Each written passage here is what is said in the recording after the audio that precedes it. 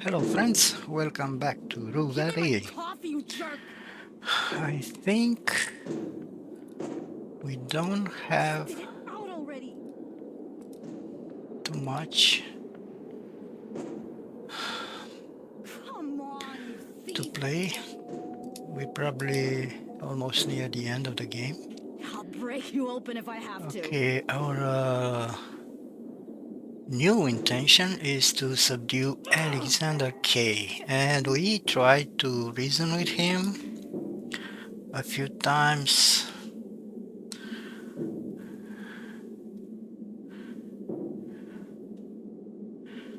So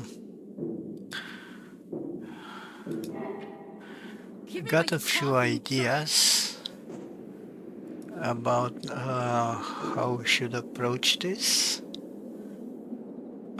Let's go to the ranch first. Spit it out already! I remember there was a revolver there.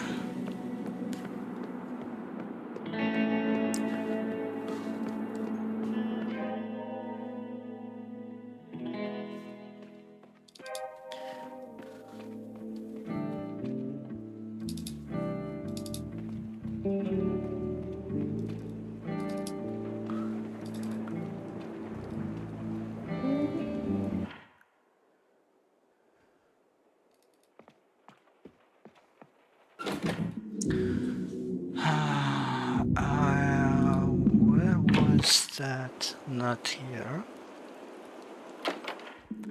I believe in here.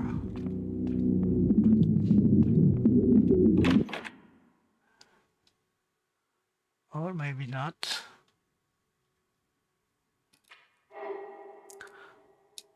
The signal. Frank was trying to catch some radio signal. This signal must be somehow connected to the time loop.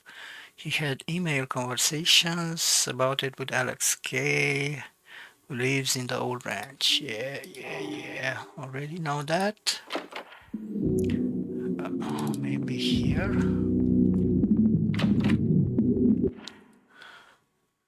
Yeah. This is it. Maynard's antique revolver is serving the only function it can, dust magnet. Oh, so I can't take it?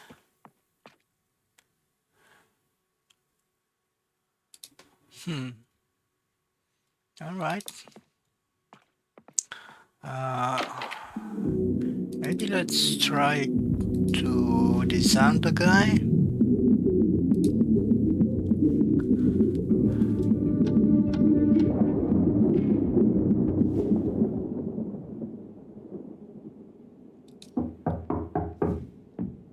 Pops? What's the password for today?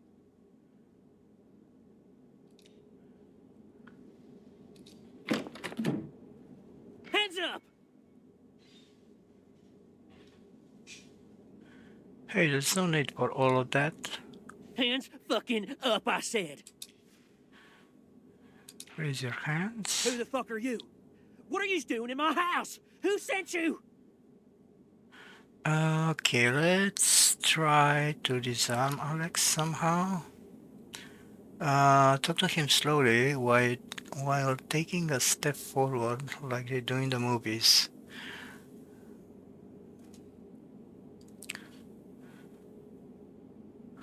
Well, I am not going to do this, so I think I'm going to die. Yep. I am too introverted. It's okay. Back off now! Approach him and disarm him somehow. I'm not calculated. I am too calculated. Interesting. Distract him by pointing your finger behind him, then immediately lunge at him. What? He awkwardly twists your arm, trying to loosen your grip on the gun, causing both of you to tumble to the ground. So I did make it. I don't know why the check said that I failed. Let go! The now obvious fact that neither of you has any combat training to rely upon doesn't mean much as you quickly realize that despite his appearance, this man is all sinew muscles. I have to prevail. Oh, he did kill me. A deafening bang shatters the air. Something erupts in your gut, searing and immediate. Oh no. Shit. Shit, shit, shit. Hot, hot blood begins soaking your shirt. The world narrows down to the urgent thump of your I heart. didn't mean to. I'm so sorry. It was an accident. Right. His voice is cracking with panic. You shot me. Stay with me, man. We need to get you help. Don't you dare pass out. I'll try to stop the bleeding somehow.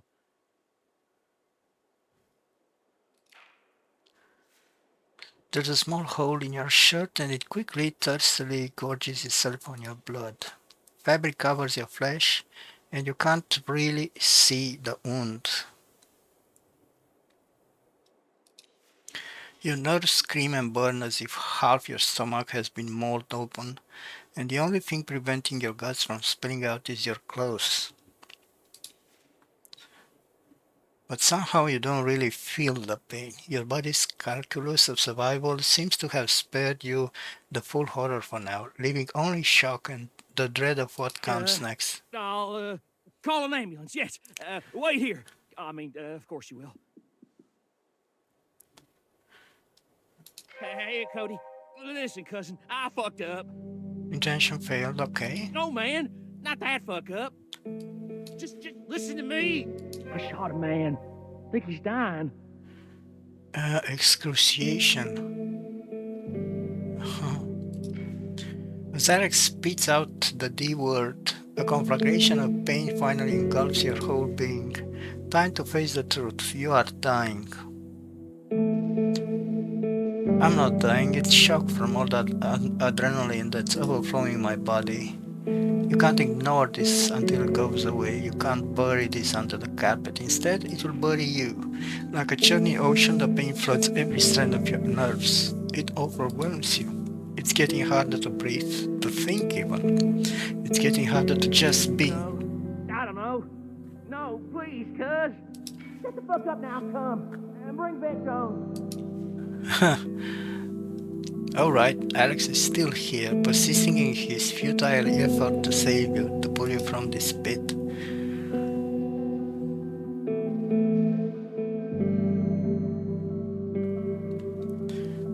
Rising on the unrelenting waves of pain, your sense of being begins to drift, pulling away from your body. With a mind's eye, you observe the wreck you're leaving behind, not just the world, but the shell that housed you for a while. It's a pitiful existence. You wonder why you ever strove so hard to maintain it. Let Alex go away. Let it all go away. Yes, there's little else left. Focus on the pain of passing. Focus on the dying. Shouldn't be long now.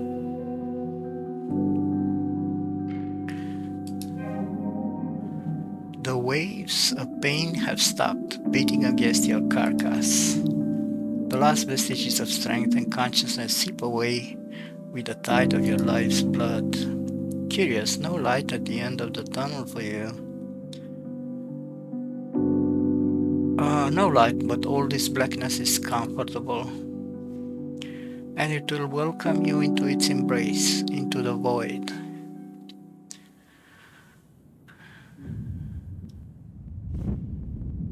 Nice. Well, at least we somehow advanced the story, I think. Still with me, Mr. Harrow? Yep. The words you hear are fuzzy like sound through a pane of warped glass. And your eyelids are firmly shut, but one fact cuts through everything. You're alive, somehow. The feeling of the old familiar couch beneath you grounds you. Every spring and seam still as uncomfortable as ever. Maybe I'm not dead, I'm breathing, I'm thinking, I'm alive. Alive. Yes, yes, you are. How alive you are is another Mr. Harrow, question. can you hear me? For once, Dr. Fink's face gives you something like relief. The bushy eyebrows, the tired concern in his eyes.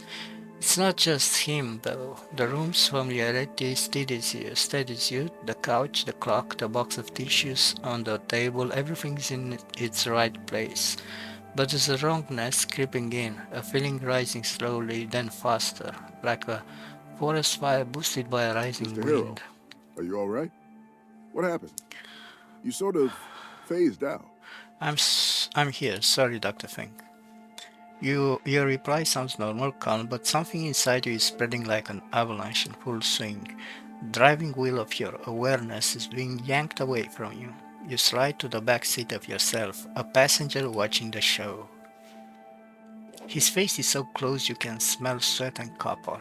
Fingers slip on Ah, metal. let it go! It plays like a rerun you're a part of, and you can't press pause or stop, completely aware of what's coming next. The almost deafening bang, the rapture and the blood, and mind numbing soul crushing pain. Stop it. Excruciating echo. What's this? You don't want to go there again. Plus 2 introverted, plus 3 sensitive. Wow, okay. You're safe, it's gone. Well, mostly the discomfort, almost pain, remains, lingering like an Mr. Harrow, echo. what's happening? Stop doing what? I just remembered a rather painful experience. I'm sorry to hear that. Sometimes talking about the past stirs up things you thought forgotten, even repressed. Oh, no voice acting. Whatever it was, you're safe now, apart from the source of your hurt, and you're in the best place to process it. Safe, maybe, but the discomfort lingers at the edge of your mind like a silhouette by the roadside at night, refusing to fade. It still hurts, Dr. Fink. It still hurts. I understand. Sometimes sensations outlast the memory itself. Pain can linger some time after the recollection has faded. It will pass, slowly but surely. He studies you carefully, weighing your words against your expression, then he scribbles something in his notebook before focusing back With on that you. in mind, I feel obligated to show you some techniques that should help if this happens again. Wow, First okay. things first, always ground yourself. Both feet on the floor. Breathe deeply.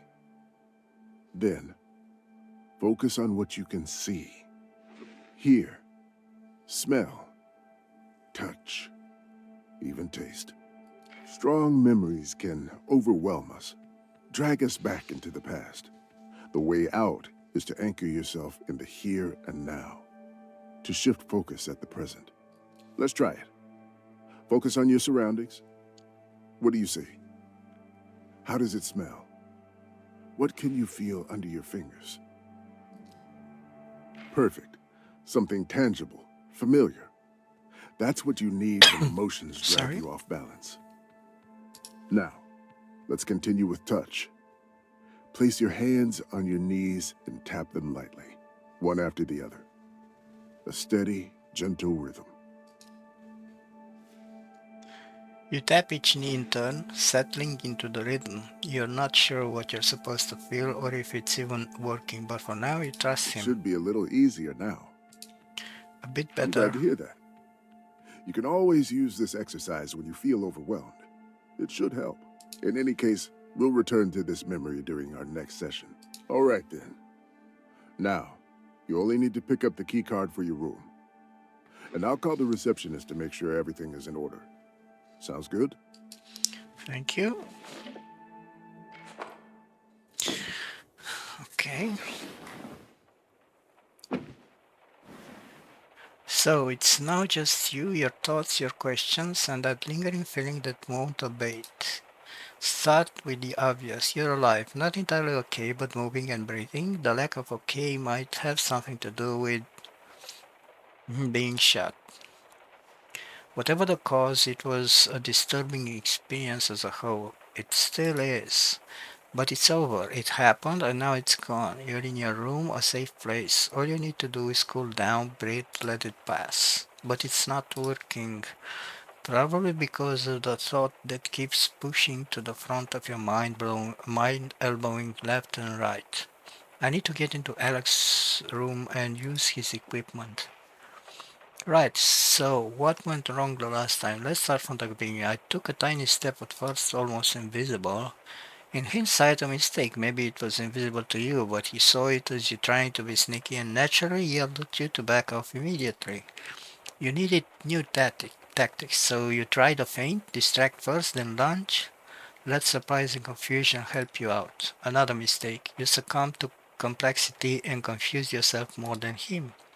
So you both ended up on the floor, rolling and clawing for the weapon. Two cavemen fighting over a sharpened stick. No ground gain. Only breath and panic and metal between you. It turned into total chaos. You also underestimated his strength, judging by appearances. They were deceiving. All in all, you gradually lost control of the situation. If there's one takeaway, it's this: never lose control. And that loss of control made him think he's in control, but in fact he wasn't. And your voice echoes through the empty room. Silence follows it. The only answer to your plea. That moment is too much. You don't want to face it. Hell, you don't want to relive it ever again in your head or otherwise. Yet you still need that equipment.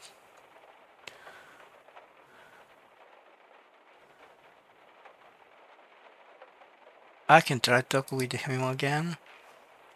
It didn't work the first time or the second. It won't work no matter how hard you push. Maybe I should look for the equipment somewhere else. Who? Dr. Fink? Let's get real. He's the only one. I could cobble together my own version of his gear. You're missing tools, materials, and a manual. Even the loop has limits, and these are impossible to bypass. Then I'm out of ideas. Not quite. What if you could find a gun too, and as soon as he opens the door, I have to become a murderer? No, not happening. True, even if the loop revives him, your memory will remain. It will live inside you, changing you within, while nothing changes without. Then again, if you aim well, it will minimize his suffering and make it easier on your conscience. One bullet could end it in a moment. No risk at all. No risk for what? It's just an idea. Thoughts that lead one to another, a mental experiment, nothing more. But you should totally explore other avenues, look for a better solution. Who knows, maybe there is another way? That's enough. Okay, let's see. Okay, let's give up on this. And we have another intention. Seems you'll have to take an extreme approach in this situation. Are you really ready for that? Unfortunately, I am. Okay. Um,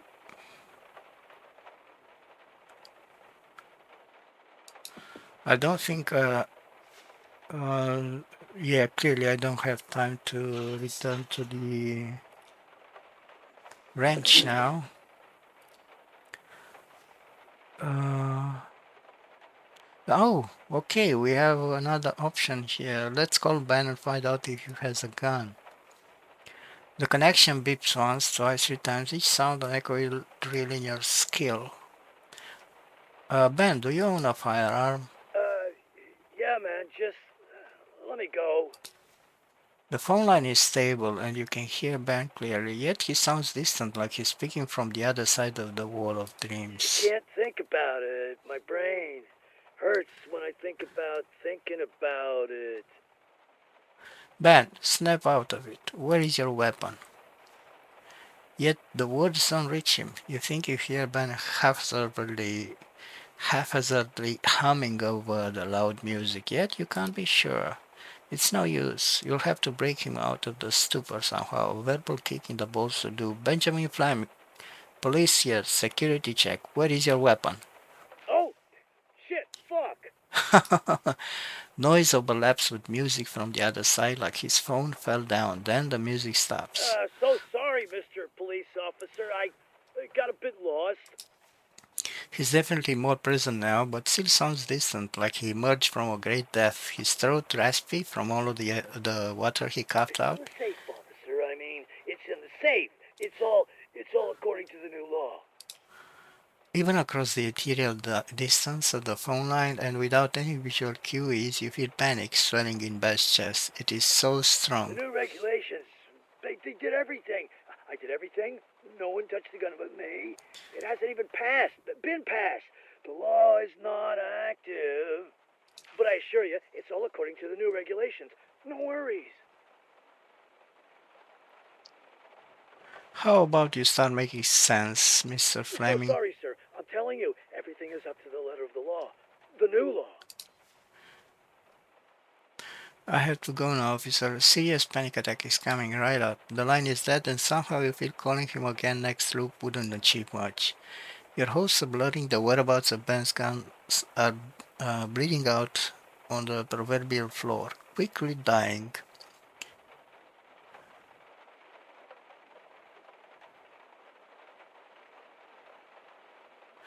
It must be in the reception area. That's the only place that makes sense. You sure about that? And who's going to find a way to get Robin out, then tear the whole thing apart? The very thought of just looking for the firearm all over again and again makes you feel tired, let alone doing the deed. He did insist it was all in accord with the new regulations, though, over and over again. Maybe call the real police and ask about them. That might shine some light on where Ben stored his weapon, or at least give you an idea where to start the search. Well, then back to the phone. Ask police about firearm storage regulations. Bothwood Sheriff's Department, Deputy Sheriff Cody speaking. How can we help? Deputy Sheriff Cody is caught in a downward spiral of boredom, and your call is just an insignificant interruption in the grand scheme of things. I recently got a weapon and started wondering about storage regulations. Oh man, do we really need to do this right now? Even through the ethereal connection of the telephone line, you can feel the deputy's yawn. It's wide enough to swallow the sun. Well, sure, I got time to kill. One tough questions, let me tell you. If you're thinking about old or new regulations. Let's go with the latest. Well, they aren't valid yet, at least for 2 more weeks. But in contrast with the regs from the 80s, they're a right kick in the balls. That might be for the better. The old regs weren't even followed by the police. So it's clear why old Bill Thatcher, the then mayor, pushed so hard for that law. There was enough military-grade caliber weapons around here to arm a whole battalion, together with sporting artillery, mind you. The law from 85 made all that illegal. Old Thatcher had no other way to disarm the Walter Group. I mean, you have to be dead dumb not to understand why old Bill wanted those guns gone. Well, that's local folklore. No wonder you don't know about them. They were a militia organization from the start of the 80s, led by none other than my grandpa, Milton Canis, and gathered around the ideas of Walter Kay to nationalize the gold discovered by Apex Ore and distribute it to its rightful owners, us, the people. Of course, people liked that idea, liked it very much, but Apex Ore didn't. There were a bunch of tensions, so the Walter Group, well, armed themselves. That's why I'm sure the law from 85 was meant only and exclusively to disarm the Walter Group. Even then, legislature worked for the rich, corporate vultures. So, Cousin Walt and Grandpops faced a decision. Surrender the arsenal or be declared a terrorist organization. Not much of a choice, eh?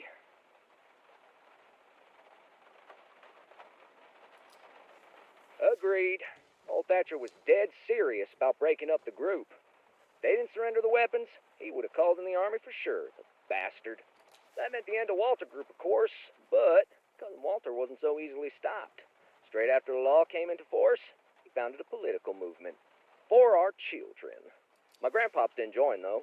He was a man of action, not much for speeches, vote gathering and the like. And imagine, literally a day after grandpops left the group, Thatcher offered him a job as a chief's assistant with the Bothwood Police. Yes, sirree. The Knesses were lawmen even before we had them shiny badges. Anywho, after the 3-month grace period expired in June of '85, Thatcher ordered grandpops to search the houses of former Walter Group militiamen. See, the old bastard didn't believe all guns were surrendered. Grandpops tried telling him that Walter surely didn't have no more weapons, that he's a law-fearing citizen, but the old bastard didn't want to hear any of it. And an order is an order. Of course, found Dick squat.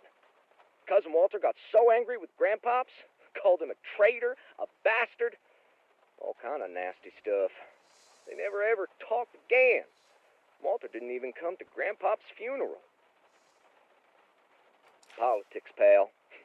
Cut you off from your own kin. Well, wasn't that an unexpected but enlightening conversation? Since the fate of the Walter Group's vast stockpile of weaponry still remains a mystery, it might prove worthwhile to dig deeper, learn more about them. Um, I could ask Walter. Good idea, but first you'll have to find him. And even his daughter doesn't know where he is. I'll have to search his room again. But first, let's finish this conversation. You hear the sound of Deputy Cody munching something, but he didn't even tell you what you actually wanted to know. What does all of this history have to do with weapon storage regulations? Did you listen to a thing I said, pal? New regulations are based on the law of '85. If it weren't for the old, there wouldn't be the new. Mhm. As proper storage, well, the old regs weren't adhered to at all. And the new, listen, if you want to follow them to the letter, it's like this. You need to have a special 14-gauge steel safe that's been approved by the ministry. Ammunition can be in the same safe, but it must be in a separate 10-gauge steel box in its original packaging. And the safe itself must be sealed by the sheriff and only unlocked by a fingerprint of the weapon's owner.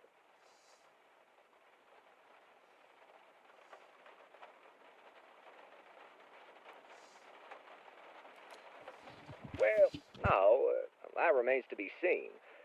Government did prescribe pretty hefty sums of money for owners who don't follow the regs, though. So the fact that Bang has a weapon means not. It's out of your hands. There's no chance in hell that you'll just stumble upon his finger, let alone a And the fingertip. worst thing, pal? Sheriff already scheduled visits to all registered weapon owners. Lucky us, and thanks to the '85 law, there is a list of owners. Otherwise, we would have to go house to house. Still, shit ton of work. Register weapon owners. After wading through shit, you finally struck gold. Wait for the next loop. Call the board deputy again using one of your cheesy alter egos, and you'll have a list of every gun owner in Rue Valley in no time. Okay.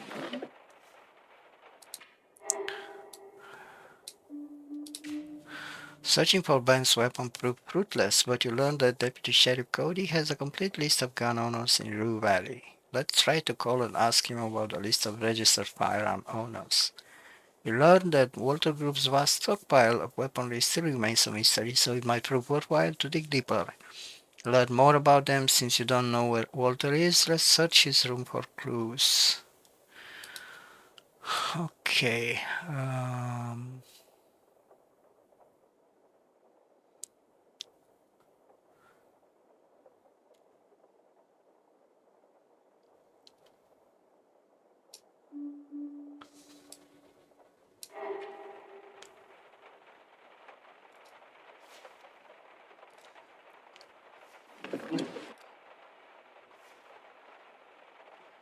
I guess we have to finish this loop.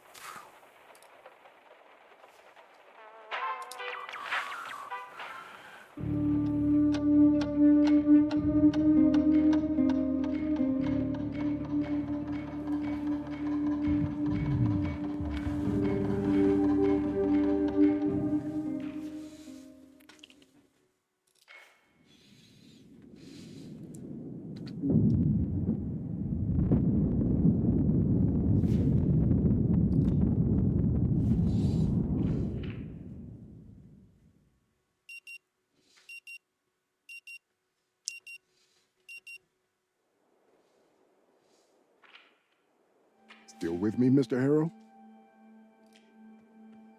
Oh, this status doesn't disappear.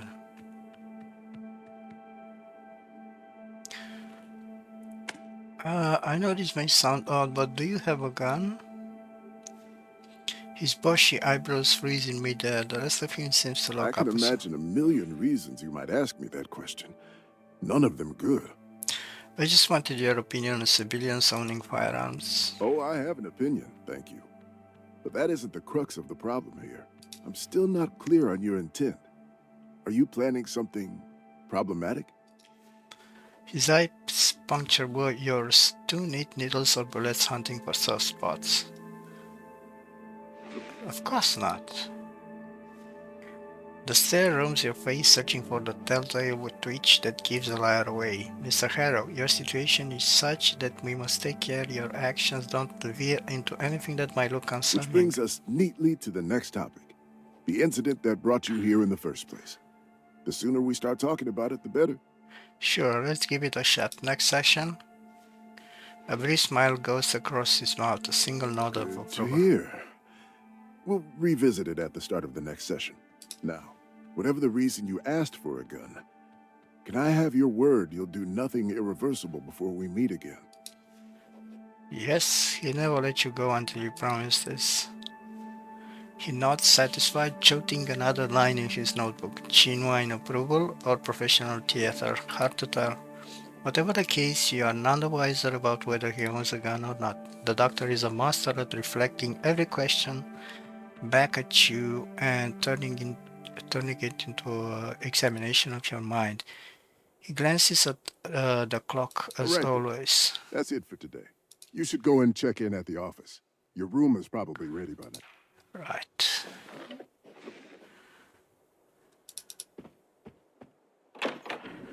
Come Well, on, I you think thief! I'm going to go to the ranch again. I'll break you open if I have to.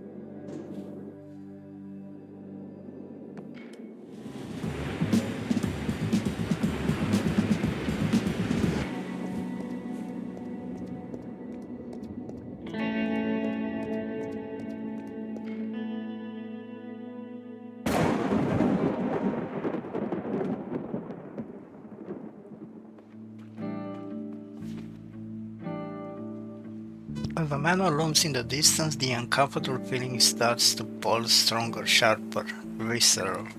The memory of being shot, the pain you desperately keep shoving away, pushes through your defenses, threatening to overwhelm you.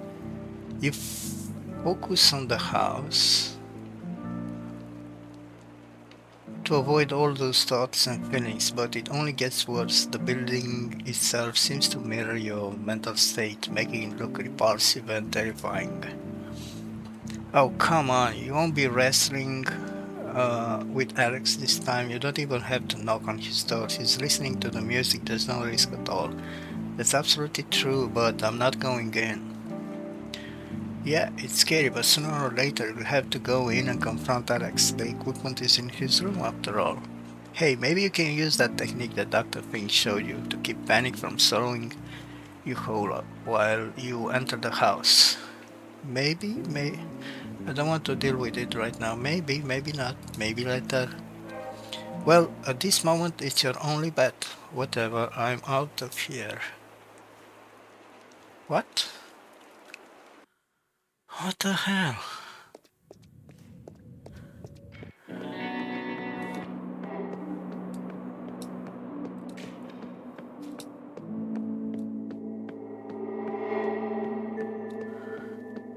Alright, let's return to the source in front of the ranch house where fear overwhelms you and prevent you from entering it, and use Dr. Fink's tapping technique not as a shield but as an anchor, allowing you to deliberately step into the heart of the excruciating memory and hopefully overcome your panic. Alright. Okay, but this is going to happen in the next room. Yep. Alright.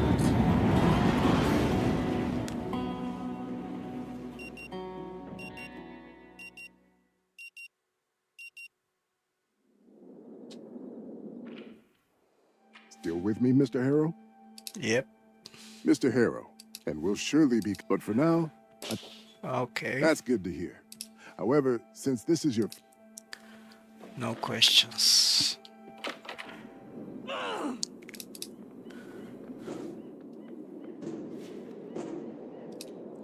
Go to the branch again.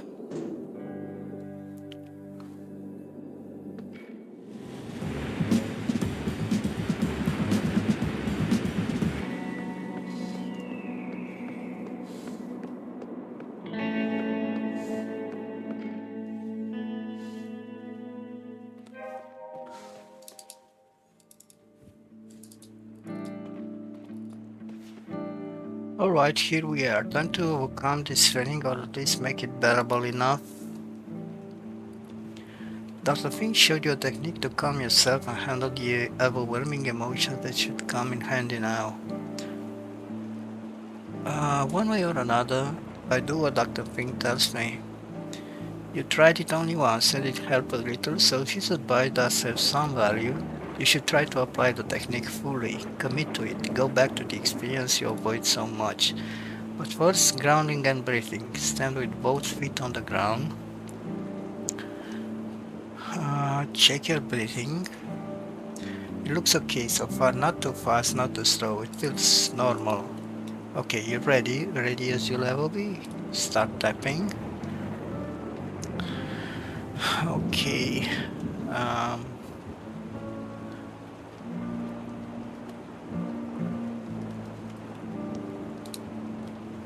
Not sure what should I choose. Start tapping. You focus on the fear. What comes next? Yes, the universal fear of the unknown beyond reason or emotion. You are embraced by the void, and you still don't know what comes next. Still, something else left a darker, deeper mark, the thing that keeps you from moving on. The failure, maybe? Uh,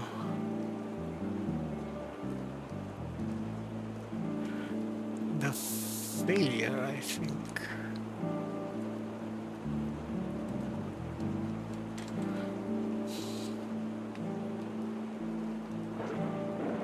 The helplessness.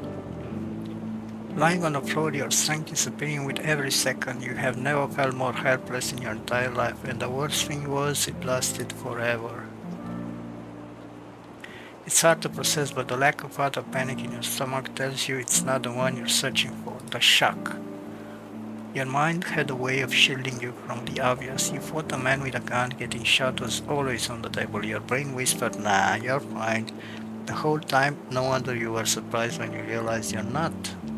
Yet something else seems to bother you much more. Something obvious, something you're still trying not to think about, the pain. Yes, the pain. At first it seized your senses like a giant scorpion, claws locking you in place like helpless prey.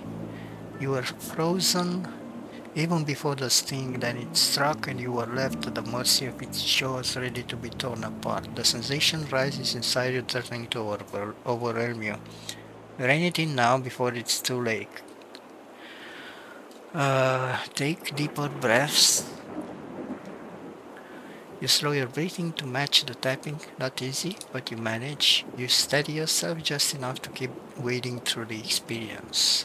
The pain still had you, pincers locked, just starting to work. Your body was helpless, but your mind was desperately trying to cling to something, anything. I braced for what was coming next. As much as anyone can prepare for the unknown, you are ready to meet whatever came, or so you thought. Then, at some point, the pain just stopped, but you were still alive, in the strange limbo where everything seemed to make sense and you were at peace. For some reason, recalling just how peaceful you felt at that moment leaves you uneasy now, really uneasy. Readjust your balance, I think.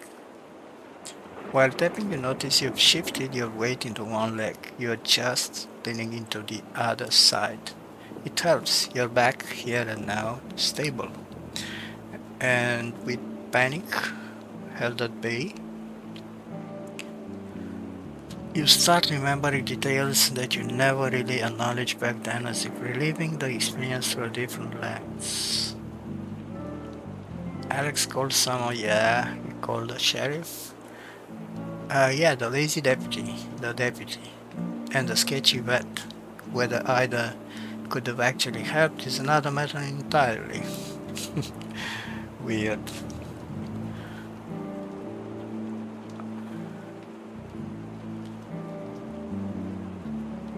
Breathing got harder. Yeah, like the air was sucked out of the room, like you'd been dropped on a mountaintop with no oxygen. As if dying had lifted you to the top of the world. I heard the sound. Yes, at the very end, as you fell into a darkness, a faint but familiar sound entered your consciousness, the rocket launch. Your heart kicks into overdrive.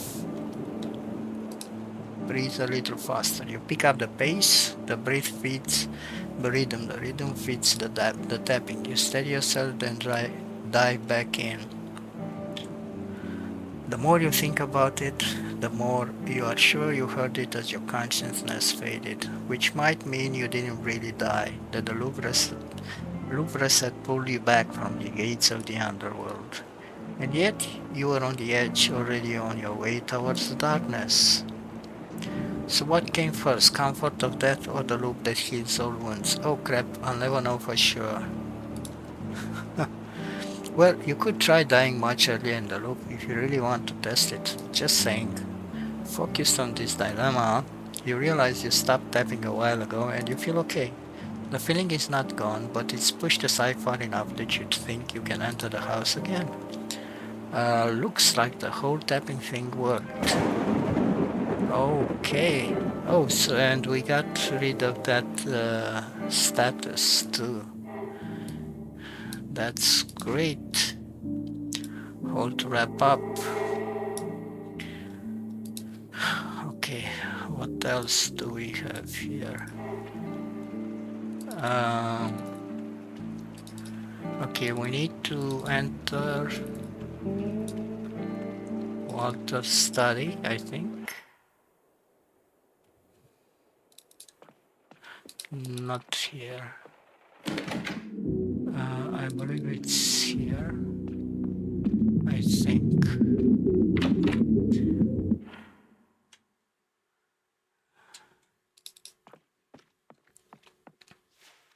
Walter must be keeping the weapon for purely sentimental reasons. After all, this whole exhibit looks like a shrine to a dead ancestor. A century-old revolver couldn't possibly still fire. A damned red herring. Exactly. Vintage clickbait. Okay, so I can't use this. Apparently I can click on this book now. Yep, that's the book about Walter Group you need. Dig in. Okay, this wasn't available until now. The first chapters are dedicated to a broader contextual look at the situation. What is Apex, or when did the company come to Rue Valley and why we skimmed through it? Next, the author postulates a thesis, the collapse of the K oligarchs and the arrival of incorporated capital in the form of Apex, or produce the paradox of them being perceived as a part of the working people, not a ruling moneyed class. You think that's what it says, despite the pop form of the book, the text is heavily and unnecessarily academic.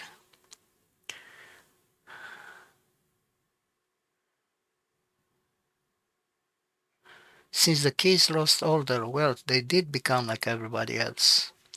Maybe, but once you enjoyed the privilege, you will seek it out again and again. Money is the most addictive drug. After this chapter are several photographs with a disclaimer, courtesy of Rue Valley Cultural and Historical Center. The photograph that stands out shows maybe 2 dozen people wielding twice as many weapons. They are all uniformly dressed in denim shirts, pants, and cowboy hats.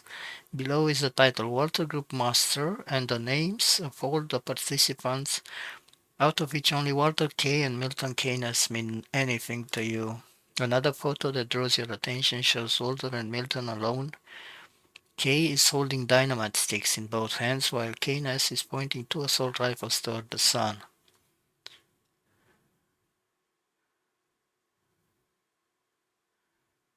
Cody was right, these guys needed to be disarmed and quick.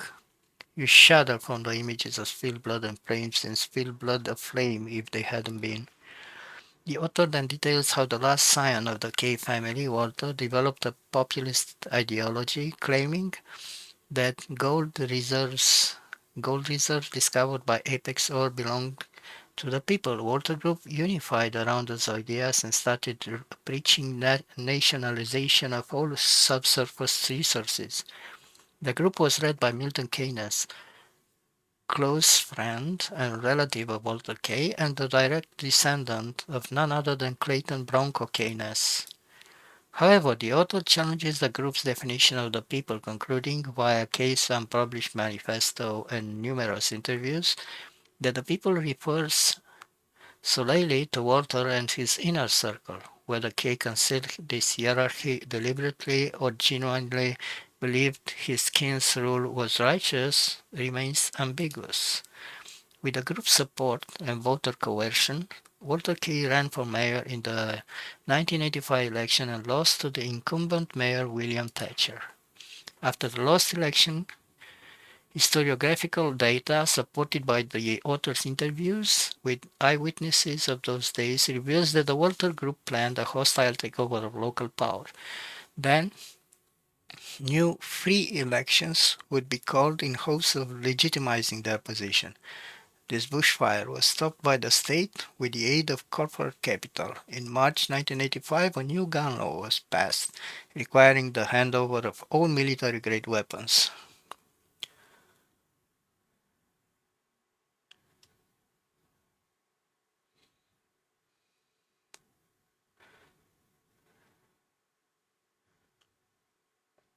Is it okay that my head hurts from just reading this? Yes, you're learning and activating defunct brain muscles, and that's always painful.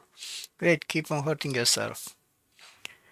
The armaments law of 85 effectively led to the disintegration of the Walter Group before they set fire to the bush. Mayor Thatcher managed to secure the loyalty of former group members with highly paid positions within his administration, while others were arrested on real or trumped-up charges. The remainder of the group followed Walter Kay and established a political movement named For Our Children. Walter Kay proclaimed the new movement as well as his new mayoral candidacy during the opening ceremony of the newly renovated Kay family burial grounds, including the statue of the founder Maynard O. Kay. The symbolism is clear, albeit on the nose. Part of Kay's speech is crucial to the author's analysis. Designated a historical site in the 60s, the script became a fortress of legacy, one we fortified with new sarcophagi crafted with the precision of artisans and the reverence of those entrusted with eternity. Let its sanctity, shielded by law, remind all who doubt some foundations are unassailable. Kay's speech is charged with the same grassroots idea that has driven him from the start. Only now it's formalized into a party ideology. It's almost on the verge of blood and soil ideology, but the blood aspect is focused on his own family, not the group as a whole. This block of analytical insight is interrupted by a series of photographs added to the edition by Boatwood's Cultural and Historical Center. Um, Walter next to Maynard's statue. Unlike Walter on the book's cover, he's clean-shaven and wearing a full suit, though cowboy style. His brows are furrowed, his eyes full of steely focus. Maynard's statue gleams with the sun in the background. It was so polished during the renovation. Walter next to his sarcophagus. Grim determination is set in the entirety of Walter's body, like he's saying, "Here I am now, here I will be for all eternity." A picture of Walter and uh, for our children founding members. Unlike the bearded, rugged bunch from the cover of this booklet, you see men and women both in smart iron suits.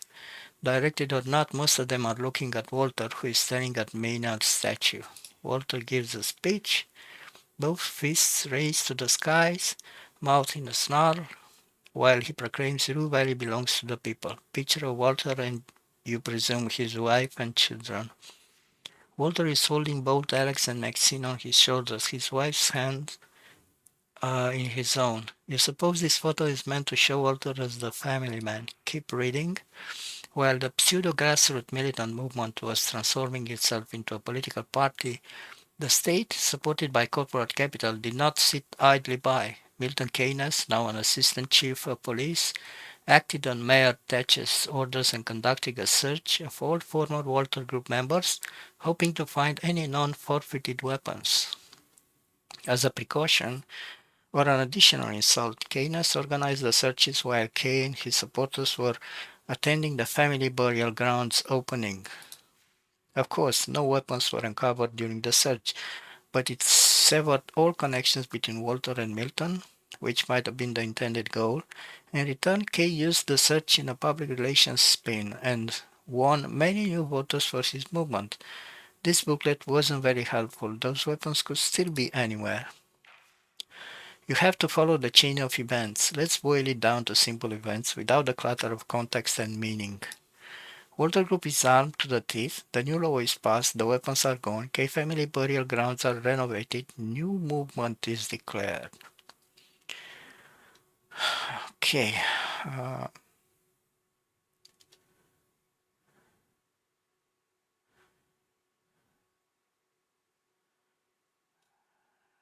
Maybe the graveyard? That makes the most sense. After all, the dead are not credible eyewitnesses. Better make sure I'm right. To the graveyard. Okay.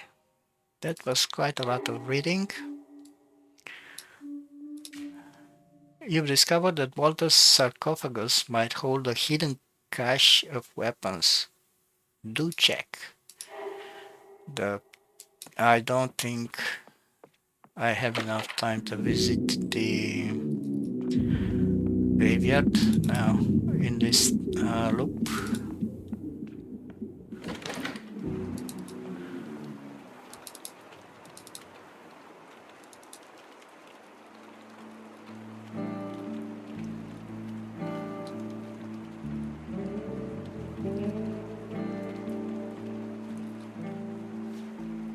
We're back.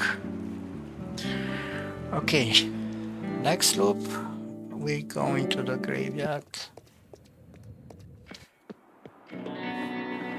If this proves to be true, the weapons could be in the sarcophagus in front of the case statue.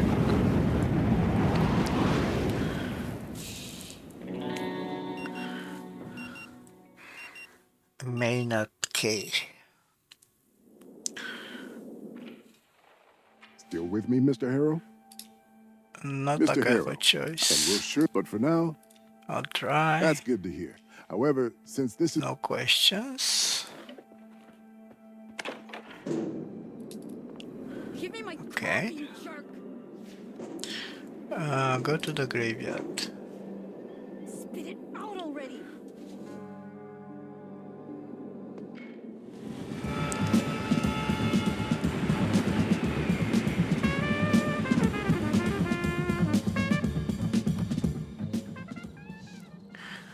Okay.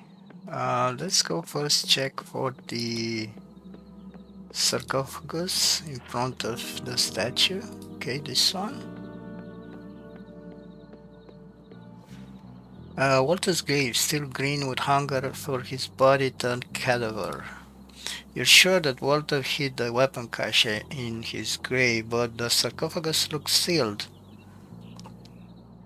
Take a closer look at the sarcophagus. Remarkable craftsmanship, even after 40 something years of exposure to desert, sun, and sand. Then your eyes fall on two side handles. One of them already seems done. Pull the other handle. Grime and dust have almost caked the handle shut, but with another push it cracks open. Push the lid. And you've revealed a cornucopia of death and destruction. Rifles, pistols, revolvers, some weapons you don't even know the names of. Ammo clips, dynamite sticks, detonators, bulletproof vests, helmets, enough weapons to arm an army. Surprisingly, most of the weapons seem to be in decent enough condition. You see few traces of rust. Grab a pistol.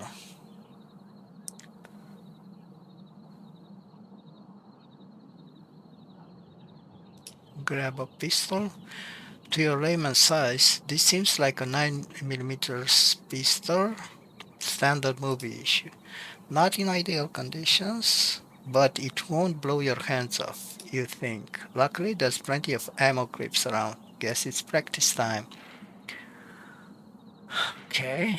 Um, this is a novel experience. Never before have you held a hunk of that spewing iron. It feels wrong in your hands, like a coiled snake waking from slumber.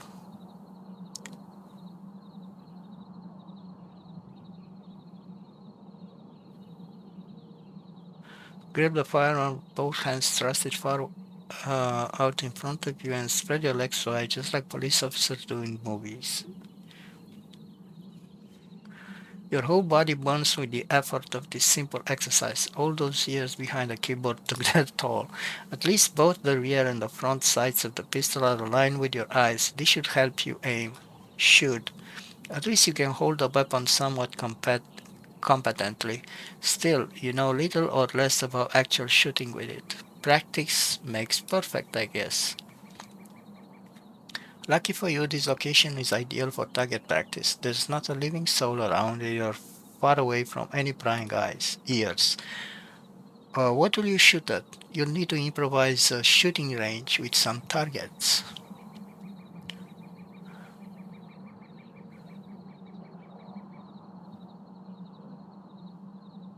There's a bunch of garbage lying around, plastic and glass bottles, cans. Reuse, recycle, reduce. You'll need some time to get it all up to snuff.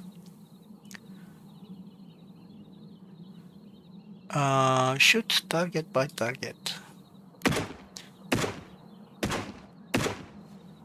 The weapon jerks in your hands like a serpent desperate to escape, but since you're firing shot by shot, you're able to control the recoil. So much garbage and you've struck absolutely nothing. This will take a while. Shitty job so far. Seems like you'll have to practice and practice and practice. Maybe the first time was that bad because of the stance you've assumed. Yeah, sharpshooters stand like that for a reason. Lord, what?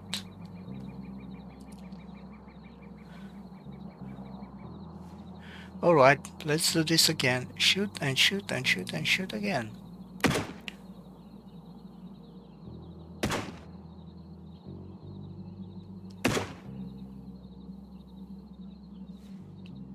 Miss after miss after miss. It's even worse than the first time.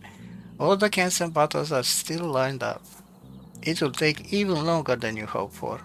Only a montage can save me now. If the loop didn't reset everything by now, you would be surrounded by a mountain of shell cases. Let's see what you have learned. Fire at the targets. Alright, you've come a long way. You feel like the pistol is in an extension of your hand, but deep down a word gnaws at you. You're sure it's false self-confidence coming from the dopamine hit of success. Hooks of realization sink deep into your mind. You've trained yourself to shoot another human being, to cause pain as terrible as you've suffered, maybe even death. But this graveyard stash of weapons is too far away. You'll never make it here and then to the Key Ranch house in one loop. You'll have to find another weapon for shooting Alex. Okay, that's right. Interesting.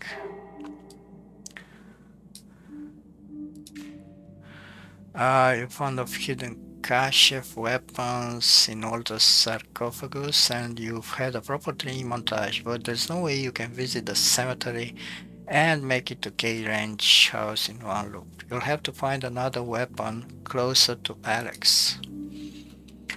Okay, what do we do now? Don't think we have time. Hmm.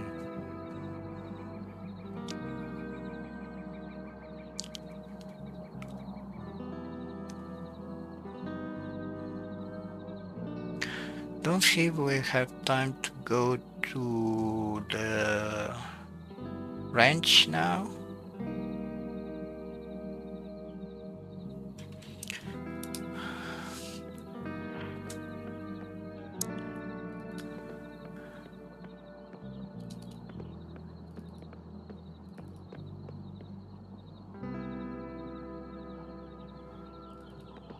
Did I get a weapon?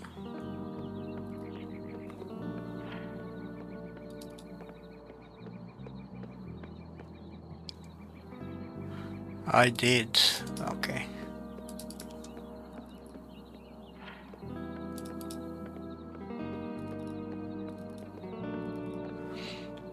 Okay.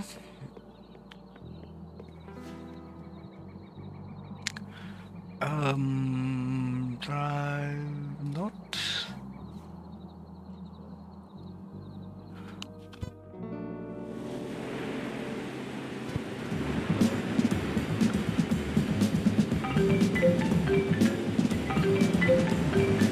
No, thank you.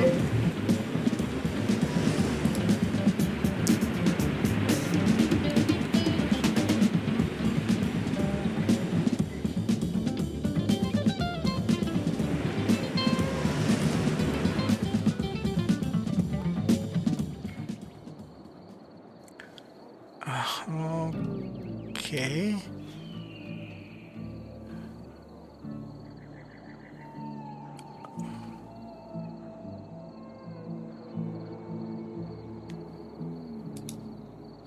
Yeah, we need to end the. I need to end the. I need to end the loop.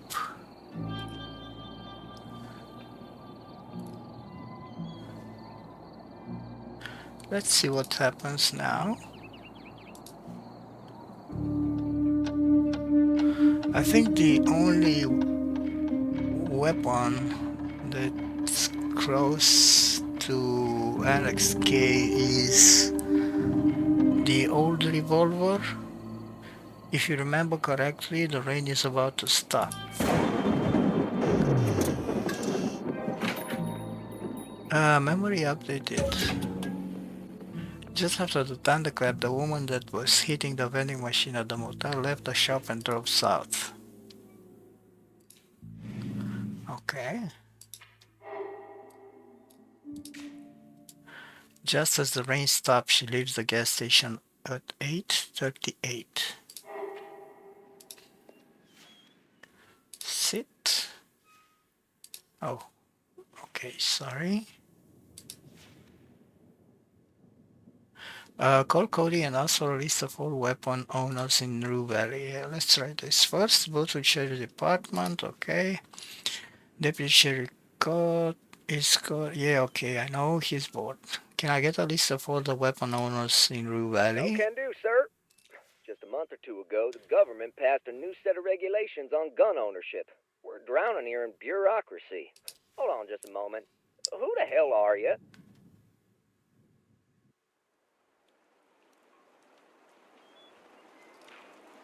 Didn't know our colleagues in the private sector also share that yoke. Yep. You know what? The list is longer than my arm. You better ask about a particular person, and I'll do the checkup. Um,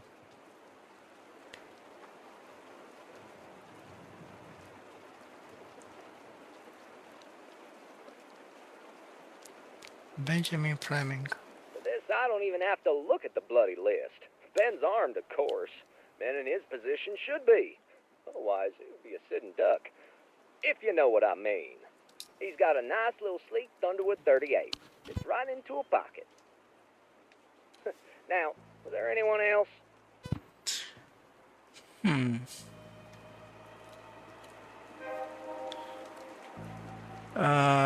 Here we go. Owns a Thunderbolt 44, a mighty gun, that Got one. more? Shoot! I get it. Jason Burns. The dumper? That man should be armed. But is he? Dunno. Oh, Not a Bothwood citizen. Out of my jurisdiction. oh, The way okay. we're going, you're going to ask me about the whole valley. Travis?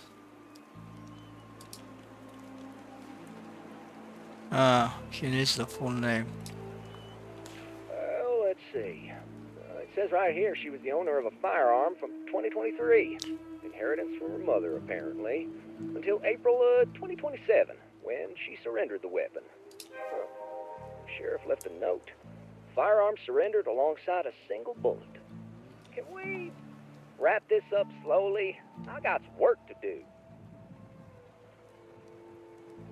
Won't take too much more of your time. All right. Go ahead and ask. Gideon Fink. If I was dealing with lunatics every day, I sure would get at least a shotgun or two. But from what I see here, nah, he's not in the register. Lawson, Alright. sounds to me like you're fucked. Too many suspects, seems like. But I'll help you if I can. Walter K. Walter has a registered weapon, an Iron Fang 45. That's a relic right there, straight from 1910. Oh, you mean that's not a museum piece? Judging purely by the weapon's age, sure. But to get registered again, the gun must be operational. And knowing Cousin Walt, he keeps it in tip-top shape. Okay, so that revolver is operational, so I can use it. It's not just a relic of the past. Oh, hell. There's even more, right? Hold on now. Need to enter that into search. Yep, right here.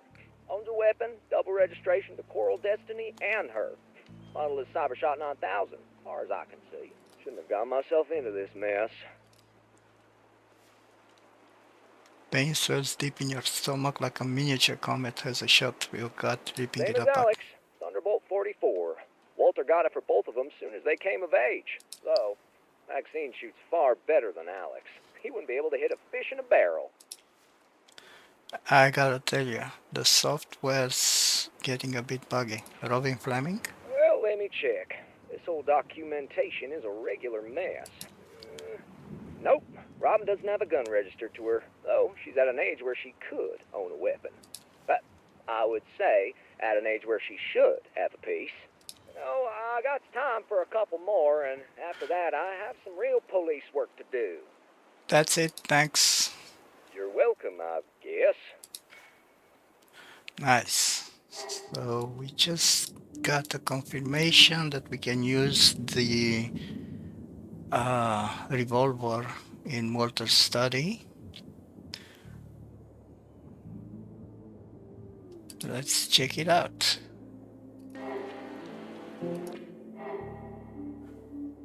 Riley owns a weapon. Yep. Maxine owns a gun. Anita Lopez does not own a gun anymore. And that's about it. Okay.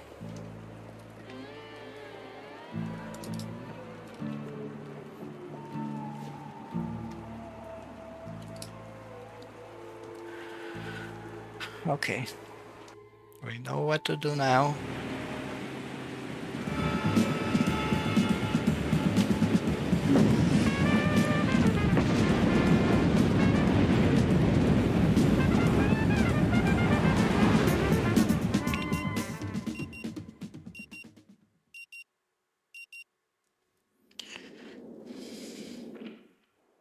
Still with me, Mr. Harrow?